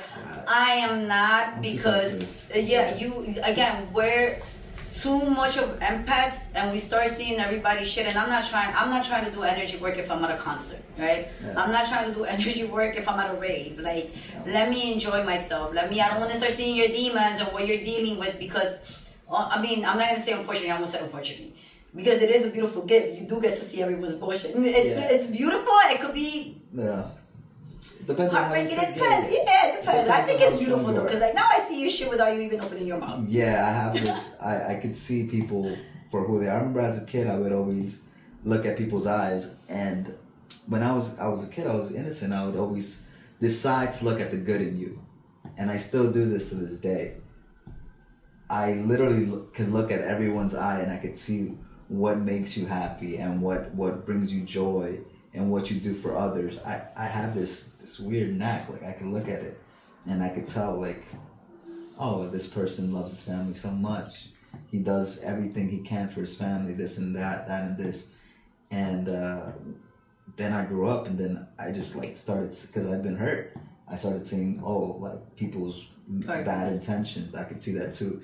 But I choose to see the good in people's heart, because, hey, that's what matters, you know. And there's some people that are fucking dark. Like they don't have So I feel like I've had really good experiences in LSD, and I actually tried that as in my 30s. Like first time I ever did it was in my 30s. And again, it was either always things with my cousin or just things me on my own, and I tried LSD on my own. One thing was that, like, ayahuasca, that was different from mushrooms. Actually, not so much different, because a lot of people don't purge on mushrooms. I purge on both. Like, even if I'm taking a cap, whatever it is of mushrooms, the first thing that my body does is a whole spit everything out, and then I'm able to enjoy or go through with the flow, right? With ayahuasca, the purging was very different. And I remember that my shaman told me, if you feel like you're dying, let yourself die. Yeah, it's a weird I'm like, what do you thing. mean, let myself die? But You it's want me your to let go? ego. You want me to let go? Yeah, fuck it. Let go of control? No, never. Shit. So the first time he did tell me, he's like, before you guide someone, I need you to do at least 2 ceremonies on your own, 1 or 2 on your own, so that you know how to work the plant. And it's something where I say things before they happen. So when I prepped everything for my first ceremony. I had everything ready. I had my lemon juice too, because lemon juice cuts it down. And I remember I took my first shot. I'm meditating. I took the second shot, and as soon as I took the second shot, I threw up right away. Like I took it and I threw up right away. So in my head, I'm like, well, I threw everything out, so let me take another shot, because this shot doesn't count. Oh my God. At that moment, I went back into the toilet and I'm here purging. Mind you, again, I do my cleansing, so there was nothing in my stomach and there was nothing but like liquid coming out. And at that point, it wasn't even liquid. I'm here throwing up and I see the words anger, resentment, hate, but everything in Spanish. Odio, amargura, rencor, tristeza. Like these words were coming out of my mouth and I'm like, what the heck? And I'm looking at the toilet and it just started turning into like all these different images. And I remember at one point my stomach started burning and I could feel it like turning, going around, and I can feel something come up here. And once it got to my throat, my whole head changed and it was the head of a snake. And I get and spitting out the same words over and over again. So at that point, like I'm purging all this shit that's inside of me. I'm purging all the hate, the anger, the resentment that I have in my heart. And I will mention certain people's names. And with certain people, the moment I mention their names, again, another purging process. I'm like, okay, well, this person and I had this going on in my life. Or this person hurt me this way. So I'm purging all of that out. Mm-hmm. And it was so intense at that point that like I'm like here shaking. Half of my body's inside the bathroom, the other half is like out in the hallway, and I'm like fucking dying. I'm like, please let this stop. And at one point I'm laying down and I looked at my table and I had the lemon juice there, and I'm like, you gotta get up and drink that lemon juice, cause you're about to start tripping. You're about to start fighting the devil. Those were my exact words. You're about to start fighting the devil. Nobody in this house knows what you're doing. They're gonna call the cops. You're gonna end up in a freaking warehouse. Okay? You have ayahuasca going. You're gonna end up in a warehouse. Get that lemon juice. And mind you, and as I'm saying that, I'm shaking, I'm trembling. I'm like, oh my God, I'm trying to get up and I couldn't get up. And then at one point I saw my soul leaving my body, walking to the table, grabbing the lemon juice. And as soon as I grabbed the lemon juice, it was like something stung me in the back and my soul jumped right into my body again. I got up and I'm like, throwing up. And the thing that snapped me was the freaking devil. Like I saw the devil was standing there with red, with his horns, and I'm here like, oh my God, I'm fighting the devil, oh my God, what is this? So I'm throwing up, and as I'm throwing up, I felt someone tap me and tell me, it's okay, it's the plant. And I was mad at that moment too, because I felt like I knew it was the plant. So I was like, I know it's the plant. And when I turned around, it was my angel. So then at that moment, I'm like, that's your devil. That's your demon. And this is your angel. So it was 3 times that I did the same thing, that I saw my soul leaving and the devil kept stunning me like, go back into your body, you still have things to learn. Mm-hmm. So then after that 3rd time, I was like, bitch, you gotta find your strength to like really get up now and go drink that lemon juice if you really want to start. Like my thing was like, I don't want to end up in a warehouse, you know? No, like, that's the thing that we really want to, well, I want to point up. This is very like, you have to be cautious. We give people discretion to do these things when you're ready. Don't go out there looking for, I don't know, like an experience. Yeah, or something like, oh my God, I want to feel what Daisy. She saw the fucking devil. I want to meet the devil is within it's you. Within you, and so is your godliness. You know what I mean? And when you're ready to experience that, it will show up to you. It's just be patient with yourself, most importantly. Because if you're not ready, there's been so much stories that people lose their mind. 100%. Because you end up crazy. You end up crazy. 100%. And if you don't have a proper guide, or you're not ready mentally, emotionally, spiritually, it could drive you nuts. You will end up in a warehouse. You might end up You might end up naked, running around Bushwick, running around Central Park. It's very dangerous. So we say we want to share our story so people be aware of what actually goes on when a person who works with plant medicine, what they experience. It's not all rainbows and. It's not because it's really like you have those moments where you do feel like this relief. It's beautiful. It's don't get us wrong. Once you go through hell. Oh man! Once beautiful. But you have to go through hell. Yep. And but the heavenly part of it, it's undescribable. It's a sense of. It is. You really have to do it and experience it in order for you to like be able to even speak about it. Yeah. And you know how I said like you had to have an intention? I didn't see my intention until my 3rd ceremony. Yeah. I had the same intention. I want to see what's stopping me. I want to see, and then at one point I remember. I heard a voice that said, "Are you ready to see what's stopping you?" And I'm like, yes. And it was kind of like Alice in Wonderland. I fell into a hole and I'm just falling, and boom, I landed on my feet. The author of Alice in Wonderland was heavily into plant medicine too. I land on my feet and everything's black. Are you ready to see what's stopping you? Yes. So I'm walking because I saw like a little light and I'm walking towards that light. And as soon as I got close to it, bloom, right in front of me. Myself. Daisy. Myself. Surprise. And I've had the most intense conversation with myself. It is you who stops you. It is you. It's like you have a fear of success. It's like you have a fear of going to higher places. Like what? It was the most intense conversation with my higher self. Yeah. And I was like, wow, like, again, after going through that whole process where you really, because you want it to end. Like, it's so bad that you want this to end. I don't want to feel this anymore. It becomes something beautiful, right? Because, again, you start seeing certain things. It gives you what you need at that moment. My first ceremony, I wasn't ready to see what was stopping me. My second one either. My third one, that's when she said, you know what? This is your turn. Let's figure this out.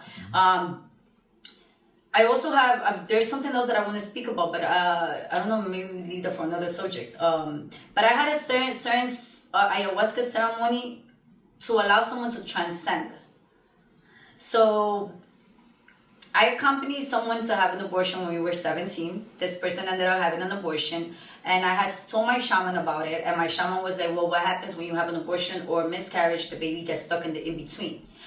Before this person got pregnant, I remember I started dreaming with this baby, and the baby was always in the uterus, and I would always see the umbilical cord, like the uterus, the umbilical cord, and that's how I saw the baby. I ended up naming the baby, right, because me and this person are really close. I ended up naming the baby, and then after I started seeing the baby, her mother actually started dreaming with the baby boy as well. Then next thing we know, I found out she was pregnant. I ended up going with her, going through the whole process of the abortion and whatever. We were like 17, and ever since I was 17, I always saw him, and I gave him a name. I named him Joshua. To me, he was a boy.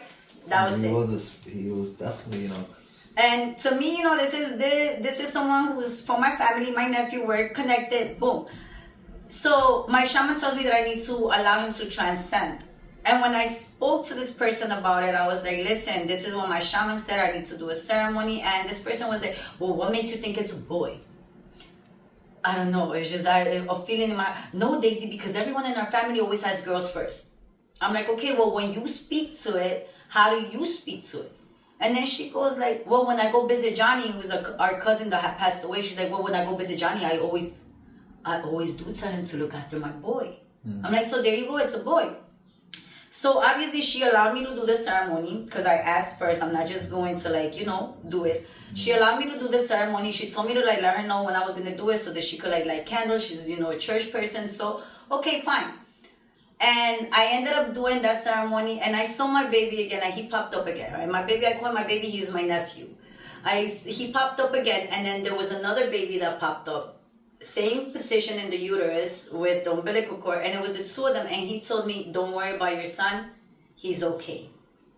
Now, I've never been pregnant. I've never been pregnant. So when he said that, I was like, wait, are you telling me that my son is coming, or is this the son that I lost in a past life? Because I have a lot of past life regressions, and I constantly dream or see myself losing a kid. I just want to for the audience, people who don't understand this or are new to spiritual themes, because me and her, we're very, I guess, more aware and advanced in certain spiritual gifts and a lot of things. This is not our first rodeo. So there's people who have connections to the divine and who really understand it. So when she speaks about these things, I just don't want people to think that it's all in her imagination, when in reality there's signs. We've all had those experiences when we tune into our ancestors, or something that we can't see, but we physically feel it in a way, but it was more intuitively. We're very intuitive. So she is super connected with people she loves, and with other 100%. I'm very connected to kids who have been aborted, by the way, because they pop up a lot in my life. Well, it's everything that has a cause and effect. So mm-hmm. I remember one of my friends, she's an older lady, she was like, she was super anti-abortion and stuff, and it's a very sensitive theme. You know, you could have your own opinion on it, and well, I personally feel like as a guy, I really can't say much because it's at the end of the day, it's a female's beautiful journey in this life to give a kid. You know, so I respect women so much for that. I remember there was a pregnant lady when I was working at Crystal's Garden, and I just got so emotional seeing her. She was so beautiful. And I just really got emotional. I don't know why, but the feeling I had was like, wow, I will never experience that. God gave you a gift. And sometimes with all these things, you know, we take it for granted, or, you know, we it's not the right time, or maybe not in this life. Yeah. Whatever the reason is, don't get me wrong, there's so many pros and cons to it, but what she told me, well, she's also a scientist, so I love talking to scientists and people who are spiritual, because for some reason it connects. So scientists are spiritual people that just need proof. Yes. Spiritual people don't need proof. We know. Yeah, it's an intuitive thing. So she told me, you know what she told me?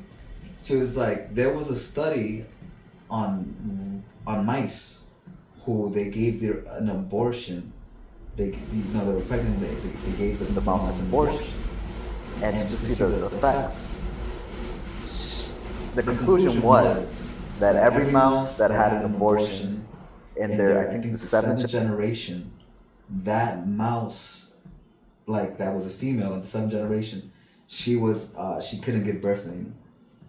It was like, and it was like a constant, like, reoccurring result that all of these, like, generationally speaking, at I think the seventh one, they just, what's that word where you just can't. Steady? Like sterile? Not sterile, but you just can't In Spanish is steady.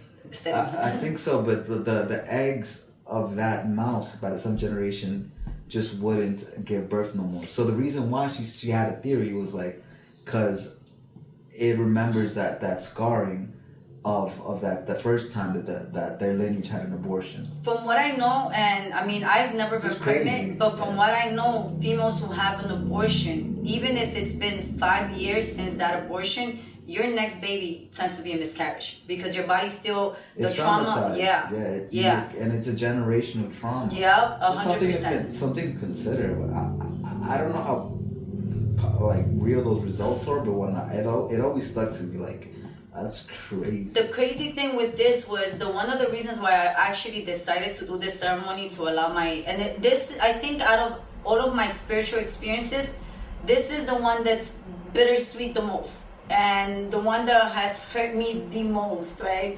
And I'll tell you why it hurt me. But I would see him in the uterus, but now this person had 2 other kids after him. The youngest kid will constantly see a boy about the age that he would have been now. And then she would tell me, like, you know, sometimes when I'm sad, he tells me, go look for mommy. And then sometimes when I'm sad, he tells me that I'm stupid and that I'm dumb and that I should kill myself. So this is why I had the conversation with my shaman, and I was like, listen, my niece is experiencing things, and like, how can I help her? And that's when he mentions that whenever you go through an abortion or an abortion, you're basically ending a life. They get stuck in the in-between. I don't know if you guys have seen the movie Soul. It's a Disney movie, but there's a little creature that gets stuck in the in-between and never transcends. So he tells me you need to allow the soul to transcend so that they could either reincarnate or rest in peace, because they become a positive and a negative entity. They're gonna help you out because that's your child and those are his siblings, but there's always gonna be some kind of jealousy as to why you kept them and not me. Absolutely. So they're gonna hurt you and they're gonna help you. Yeah, that's deep. And a lot of these plant medicines, they allow you to consciously kind of go to those spaces where our ego doesn't allow us to, because we're so used to the physical.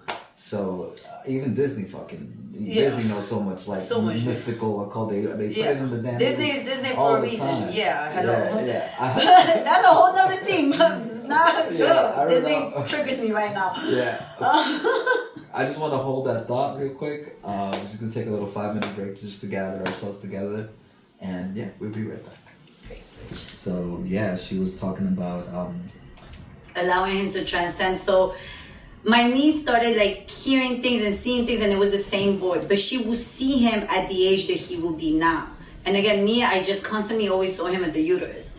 So when I spoke to her mom, I was like, okay, we need to do this ceremony. This is what my shaman told me. This is why sometimes he tells her, go look for mommy. But then this is why sometimes he also tells her, listen, you're stupid, you're ugly. Because there's that jealousy there, right? And she allowed me to do the ceremony. I had told her that I named the baby. And I remember when I was doing the ceremony, like I mentioned, he popped up, my baby popped up. I had the most intense conversation with my baby. And I feel like out of all of my spiritual experiences, this is the one that touches me the most. And it touches me the most because it was such a bittersweet moment. I ended up, after we had the conversation, I lit him a candle. I said his full name. And I was like, baby, I allow you to transcend, or I allow you to rest in peace. I picked up the fire.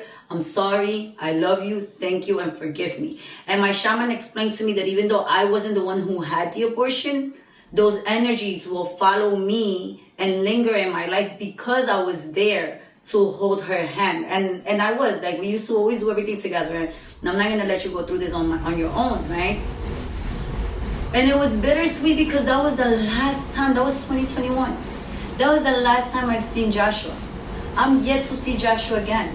And I've had asked his siblings, have you seen him? Does he pop up again? Never. After that ceremony, my niece never saw her brother again. And I asked her not so long ago. We went to Italy together in 2024, and we had this conversation about this. And she was like, Diddy, after you did that cleanse, never again. So you're able to allow energies to transcend, and I did this one specifically. You don't need to be in ceremonies, by the way. That's another thing. You don't need to do an ayahuasca ceremony. You don't need to do a mushroom ceremony in order to allow energies to transcend. Yeah, a simple prayer. A simple prayer. A simple lighting a candle. Yeah, it's very important, even in just religious practices. Pray for the ones that we've lost, because you don't need ayahuasca or mushrooms to heal you. No, these are spiritual practices that we use, or tools that we use to cleanse ourselves internally and to maybe connect with our higher self. But you do not need these things to do this. I've allowed other energies to transcend without doing a ceremony. Being that Joshua was someone so special to me and so connected to me, I felt like he deserved the full ceremony, which is why I decided to do a ceremony for him. He's the only entity who I have done a ceremony for to allow to transcend. Everyone else, I've done it without ayahuasca or without mushrooms. So again, you don't need this. Yeah. But that was like I did that in my third ceremony by myself, and yeah, this is what the plant does to you. A lot of us are born with this. A lot of us are just, there's no teaching how to be a shaman. There's no teaching how to be a Reiki practitioner. You could take all the courses online. You could take all the courses you want in whatever school you go to. I know people with certifications of this and that. I have no idea where they're sent, right? You are born with these gifts, and it's just a matter of you digging deep, and learning how to utilize them for yourself and to help others, right? You could also abuse these gifts. I know I have a beautiful power. Let me take advantage of someone, right? I could do that. But again, karma is real. It comes back to you. Yeah, so, just to conclude everything, I feel like plant medicine will help you access, purge spiritual gifts that we all have in our spiritual journey. As the stories that we've mentioned, I know it's very sensitive. It's very brand new to some, and some will understand it depending on how much in tune are you with yourself and this beautiful world and universe around us. Just be mindful Be intentional when you're microdosing. Sorry to cut you off, but we had said this earlier. I don't agree with microdosing because, like I mentioned, it's like you're not trying to go in deep, right? But also, a lot of people, especially nowadays, they think that it's normal. Let me microdose every day. Well, that's just unfortunately the Western culture of just trying to take things recreationally, when in reality our ancestors been using this to heal mind, body, and spirit, whatever you need to. And it's a journey. You have to dig in deep. As you can tell, she's dug in very deep. Very deep. I've dug in very deep. I just don't like personally. And it's not even as deep. Like there's deeper yeah, shit. We still gotta dive even more deep. Like what? I was almost having a sense of emotional breakdown when she was talking about the kids, because in our day and age, what's going on with the whole government and the whole abuse of our children, our Abuse of the future. kids. This is why I get That's why touchy with Disney. I needed a moment because I just didn't want to be. I just wanted to just get myself together. But yeah, like we dug in very deep with the plant medicine, with our spiritual awakenings. So we are comfortable talking like this amongst ourselves and understanding where we're coming from. A lot of people in this Western culture try to ridicule spiritual themes and topics, but behind closed doors, they're the ones practicing it, but in a very malicious way. Malicious, very malicious. Very like narcissistic, very abusive. You see it all the time. Or with envy. It's crazy, and that's the thing about the light and dark, But we, as people who have very good intentions, and we've worked on that, we want to help people. We want to genuinely see people transform, transcend, do better, help, and it's a domino effect. Hoping that it just keeps on pushing. If not now, then later. If not this generation, the next generation. Working with the plant medicine is something so sacred that I take very seriously. She takes very seriously. Very seriously. So when you're out there like microdosing or smoking weed like black on black blunt rotation, you're abusing it. You're not really using it to help you. And you're escaping reality. You're escaping. It's just in the form of escapism that happens. You're taking mushrooms every day. You're not here. You're in a different world. You're escaping reality. Yeah. It comes to the point where then you don't even know what's real or what's not. Yeah, you get lost in the sauce, as they say, because there's a bridge between the physical and the spiritual. And if you're just leaving your physical because you're not satisfied with the circumstances you are in here, then you are just denying yourself. You're ignoring yourself, and you're not really helping yourself heal and become better, which is part of the journey. You touched on something earlier. It hit home for me because one of the things, like I said, every person is different. We are not going to see the same things, right? Now, when I tried LSD, tried it by myself, I've had the most beautiful experiences, right? At that point, I was also doing my work, my internal work, so my experiences on LSD were beautiful. And it became one of those things at that point where before I would take it, I would like always sage my space before taking it, and then after I was done, I would like also sage my space and cleanse it and have my candles and stuff like that. And with LSD, it also became a very spiritual trip for me. It was very spiritual journeys. Like, if it's an 8-hour trip, the first 4 hours I'm here bugging, dancing, and then for whatever reason, it was like my TV on it by itself, it would change from like reggaeton or whatever was playing to like spiritual music. Yeah. And then the first half is like me bugging out, and the other half is like me being spiritual, talking to Ganesha, playing with my cards, having premonitions, seeing all these things, right? So my experiences have been very beautiful. And then I remember, because these things do end friendships. Like, you start seeing people's true colors, right? Yeah. I had a friend who was the one who put me onto LSD at that point. I think the most I've taken in LSD was like 3 taps, no more than 3 taps, right? Damn. I took, I think, 1. Wait, now this person, and I took 3 tabs because this person had told me that they've taken up to 5 or 6 tabs, and this person was someone who's diabetic, so like, you're also insulin, so I'm here like, well, if you're taking 5 tabs, maybe I could also do the same thing and I'll be fine. But the most I've taken were 3. Now, it ended our friendship because you have to be mindful too as to who you're speaking to about these things. Yeah. I would share my experience with this person, and this person would always have the same thing. Why can't I see that? Why are my trips not like that? How come I'm not getting any messages? I don't know what to tell you. Well, what are you doing different? Well, I cleansed it and I talk to it and I say this, and that. But I've done the same thing. And it became one of those things where this person wanted me to babysit them to the point where they were taking 7 to 8 tabs because they wanted to see what I was seeing. Wow. And at that point, I'm like, okay, this is envy. 1, 2, you're diabetic, bitch. You walk around with your insulin. And you're trying to take 7 tabs? Do you want to die? Like, those are things that you also have to be mindful. If you're on medicine, you shouldn't be doing these things. If you're taking any kind of medicine, stop. Before you do plant medicine, you need to be off your meds. And if you need your meds, then stay on your meds and don't do plant medicine. You cannot combine the two.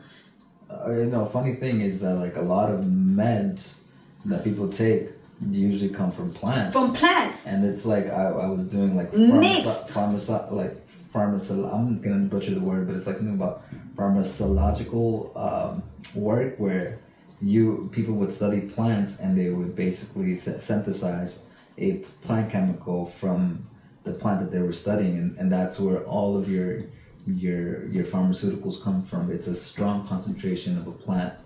It's synthesized, so it's not really truly 100% natural. So there's like some kind of off chemical, some OH group, something. It's completely off, but it doesn't really metabolize properly in your body sometimes. It can help the symptoms, but it's not really healing you. A lot of the people don't really know that. So, plant medicine could be used in so many different ways. Healing the physical body, healing the emotional body, healing the spiritual body. Like, I had a great experience. Not all my experiences were bad, I had a great experience with a plant called San Pedro that it opened up my heart chakra, and it was one of the most beautiful experiences I felt because I was completely open to love, and a universal love, not a romantic love, but a kinship. And I remember just being with my friends and just all I wanted to do was just hug them and tell them how much I loved them, how much I appreciated them. But some people aren't comfortable with that. I'm a very loving person, so when my heart is open like that, I see the beauty in everything and in everyone, and I really enjoyed that experience because I take it with me everywhere I go. Even right now, I think I'm planning another spiritual plant medicine ceremony with one of my cousins, who I guess I'm more connected because of my DNA lineage. I'm more connected to cacti or mescaline. So we're planning a trip to Mexico to try peyote. But of course, I'm going to have the proper guides and ceremonies and cleanse before I do that. So it's not, we're going to try this, we're going to get high. No, it's going to connect with us. It's going to connect to our DNA, and we're going to go through a journey together and hopefully come out the other side much more lighter spiritually. And that's the beautiful part of plant medicine. I feel like when it comes to these things, you need to be mindful of so many things, because you do connect to people's energies very, very different, right? There's something I wanted to say. I lost my train of thought. Do you want to conclude with something? I feel like we've spoken a lot, unless there's more things you want to say. Yeah, I feel like there's so much I want to say. You guys know I could talk for days, right? I'm trying to. But also, again, going back to like, just because you're a spiritual person and you have these practices in you, it doesn't mean that you have to do them for everyone or be everyone's guides. And I'm very verbal about my relationship with my father, right? My father did ayahuasca and mushrooms when he was in his early 30s before he had me. That's funny. And his experience, nothing happened. Nothing happened. So to him, this is fake. To him, this isn't real, right? On mushrooms, he's like, to him, it was tripping out, but ayahuasca, nothing happened. So it's like, to him, he feels like they stole from him, right? Whatever. Again, you not seeing anything teaches you a lot. And just because you're a spiritual being, even if it's someone from your lineage, you don't have to guide a ceremony for them. You are always allowed to say no. My father, not too long ago, a couple of years ago, because he was diagnosed with cancer, before he was diagnosed with cancer, he came from a trip from Ecuador and told me that he brought some ayahuasca for me, right? Now, he called me drunk. Yo quiero probar esa mierda contigo. Yo quiero que tú me hagas, que me des esa mierda, esa huevada. I want to try that shit with you. I want you to take me on a trip with this shit. Huge red flag. Because the simple fact that you're calling mama ayahuasca, esa mierda, this shit, mama ayahuasca isn't going to be nice to you. 1. 2, those are demons that it's not my job to fight. And it will be me helping him deal with his demons. And much as I think it will be so beautiful because he's my dad, it is not my job or my duty or my journey to heal him and deal with all of that. Because again, you as a shaman, you absorb all of that. Especially if you're an empath, you end up absorbing all of that. And there are just certain people who, it doesn't matter. You're not Captain Save-A-Ho. You're not here to save everyone. So you are allowed to say no. There are people who will come to you, well, this is going to change me. I immediately say no to those people because it is not going to change you. Yeah, it's going to bring up everything. It could drive you crazy. Yeah, even just with where she was going, I just want to also say too that even if you wanna, if you have these talents or you have these passions to help, you can't help people that don't want to be helped. Exactly. Even if you want to, even if it's your own blood, you're Exactly. like, trying to tell them things for their benefit. It only goes to a deaf ear because they don't want to hear it. They don't want your help. It's kind of crazy, and it's as much as you want to. You could take the horse to the water, but you can't force the horse to drink the water. Right, exactly. And there's some things I learned, on my journey is that too. As much as you want to help people, some people just don't want to be helped. So and it's okay. It's okay. I'm trying to think of how we could conclude this. Concluding it with, I feel like we're gonna conclude it with the differences between doing it recreationally and like, we kind of spoke about. Yeah, that, we definitely right? spoke We did about speak that. How important it is to be take mindful this very serious and take it seriously because it is not a drug as much as it's medicine. Colonizers want to call it a drug. It is not a drug. It is medicine. I haven't guided an ayahuasca ceremony since 2022. And it's okay. Just because I have it with me or I have it nearby doesn't mean that I have to do it every day. Again, once you do that one ceremony is all you need and the plant is in you. Yeah, that's all. If I've done it more than once, it's because I guided ceremonies. Yeah. It's not because I want to. And again, it's been since 2022. And why haven't I done one? Because I've also been going through my process. And I don't feel like I'm in the right headspace to guide other people. Because I know that whatever it is that I was going through at that moment he was going to feel it, he's going to absorb it. Not just him, but like anybody who's in that ceremony, because our energies do combine together, right? So you just be mindful as to what you're doing, why you're doing it, with who, when, like everything matters. The setting, the music, the people, everything matters. Yeah, well said. Again, this is I just want to tell this discretion is advised. Discretion is highly advised.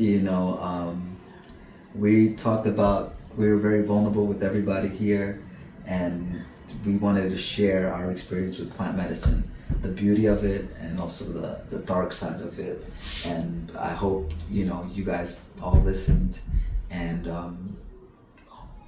take it in and, whenever the plant is ready, whenever you're ready for it, Mother Nature will show up, the plant will show up, your shaman will show up, your mentor will show up. Don't rush it. This is something Don't chase sacred. things. Yeah, and that's all we want to say. What is the saying that like happiness is like butterflies, you can't chase them, they'll just come and like sit on your shoulder. It's the same thing with the plants. Don't chase them, don't go looking for them, there's no need for you to go broke because you're paying for a whole retreat. It will come to you when the time is right. Thank you so much, everybody. I love you all. Yes, thank you for spending some time with us. Thank you for listening. Yeah. Thank you for listening to our TED Talk. Our podcast. The show with a little bit of vibrations to cleanse the space. And if you guys have any questions, leave them in the comment section. Yeah. Well, we are gonna have a segment where we're gonna answer questions from the comments. Mm-hmm.